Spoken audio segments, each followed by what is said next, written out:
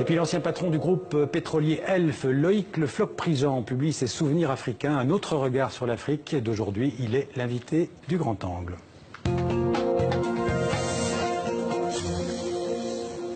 Bonjour Loïc Le Floch-Prigent. Bonjour. Alors merci d'être sur le plateau de TV5. Vous êtes connu en France et sûrement en Afrique aussi comme d'abord l'ancien patron du groupe Elf Aquitaine. C'était la plus grosse entreprise pétrolière française, absorbée par Total en 2000, quelques rappels historiques.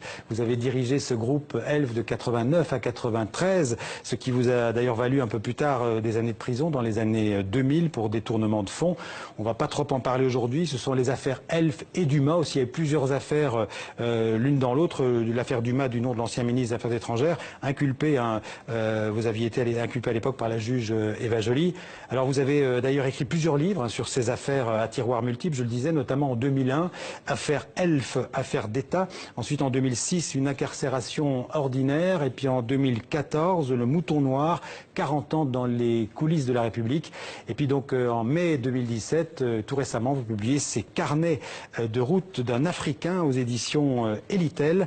C'est africain du titre, Loïc Le Floch-Prigent, c'est vous? C'est moi, oui, tout à fait. Donc, vous êtes devenu africain? Complètement, oui. Alors peut-être les Bretons ont-ils une certaine tendance à pouvoir devenir africains, parce qu'il y a un certain nombre d'analogies que j'ai développées dans le livre, mais je suis passionné par le continent africain du Sud, le continent noir, et j'y suis chez moi, comme je suis en Bretagne. Alors vous décrivez une Afrique complexe, impénétrable, vous dites, enfin vous la qualifiez de plein d'adjectifs, mais que la logique cartésienne occidentale a du mal à comprendre. Oui, parce que on comprend mal pourquoi les États ne sont pas des véritables États comme nous, des nations, première chose, et on ne comprend pas que pendant 2000 ans, il y ait eu une tradition orale et non pas écrite. Donc on a, du point de vue de la communication et de la compréhension, des difficultés, et ces difficultés conduisent à énormément d'impasses, comme celle de dire à un pays africain, voilà, j'ai rencontré le chef d'État, il est d'accord pour faire telle chose, donc tout va bien.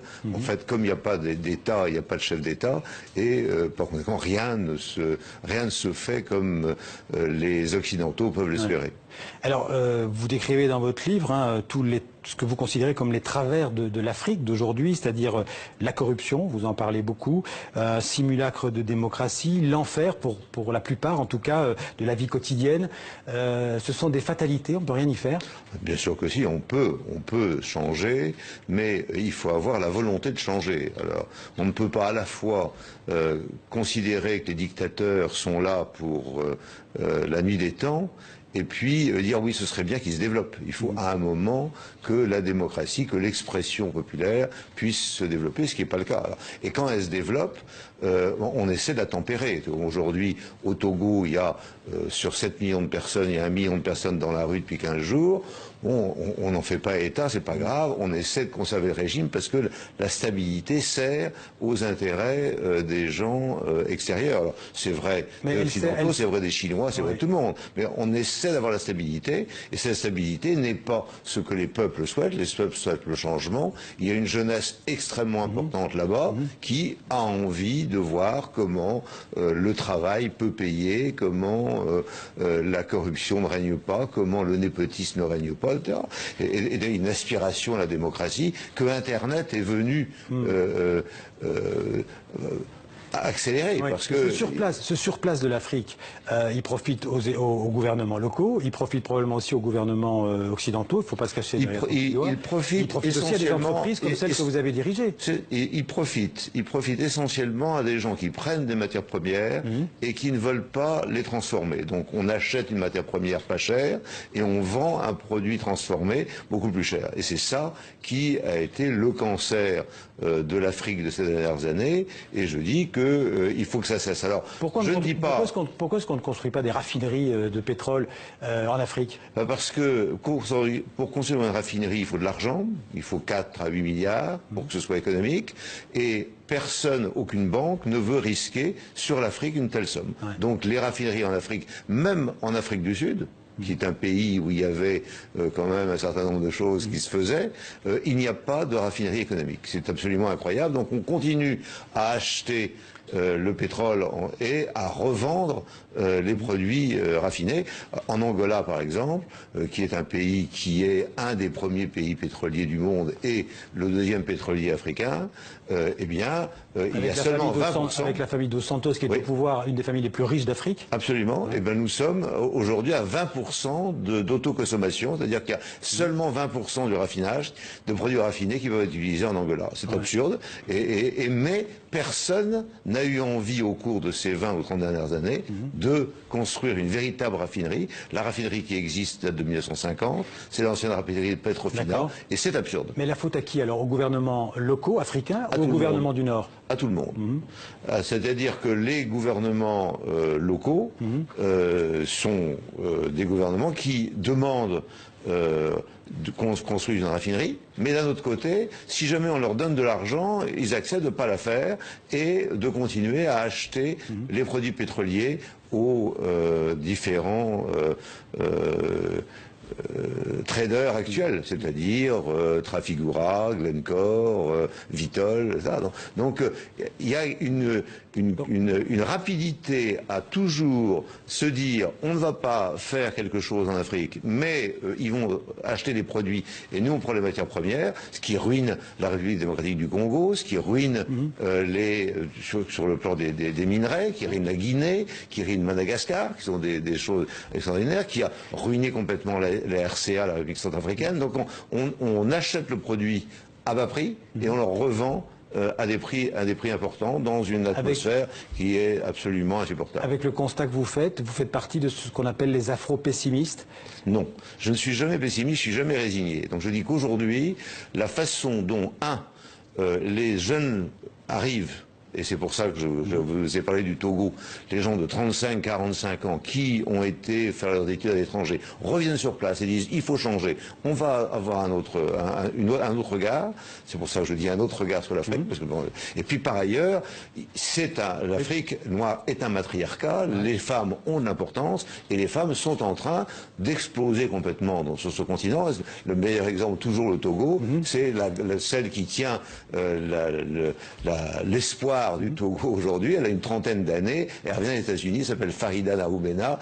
C'est elle qui se met sur les réseaux sociaux et qui dit aux gens sortez, ayez le courage de sortir. Donc on voit bien qu'il y a les chefs d'entreprise nouveaux et les femmes qui sont en train de transformer les choses. Vous faites confiance à la nouvelle élite africaine? Je pense que moi j'en connais un grand nombre et je dois dire que si jamais on les laisse travailler, ils vont transformer l'Afrique. Il faut les laisser travailler. Il faut pas payer les chefs d'État pour qu'ils les mettent en prison. Et c'est ça qu'un certain nombre de gens font.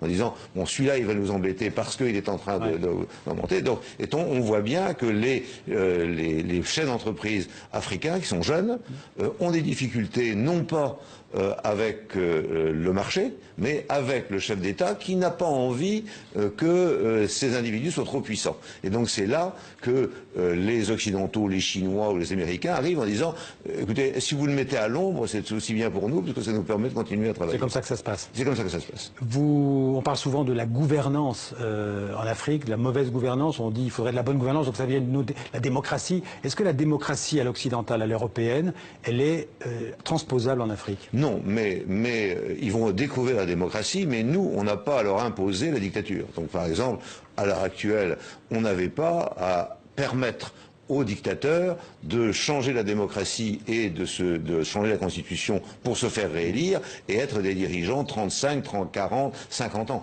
On avait à réagir par rapport à ça. On a les moyens de réagir. On a les moyens de réagir avec le FMI, la Banque mondiale et un certain nombre d'outils. Donc il y a eu le Burundi, il y a eu le Congo-Brazzaville. Maintenant, vous avez en République démocratique du Congo, vous avez M. Kabila qui reste au pouvoir malgré le fait que son pouvoir a disparu. Donc ça fait beaucoup. Ouais. De quoi l'Afrique a-t-elle besoin aujourd'hui, Loïc Le Floch-Prigent? En priorité, des investissements, plus de justice, d'éducation? C'est quoi vos priorités pour l'Afrique? L'éducation est essentielle.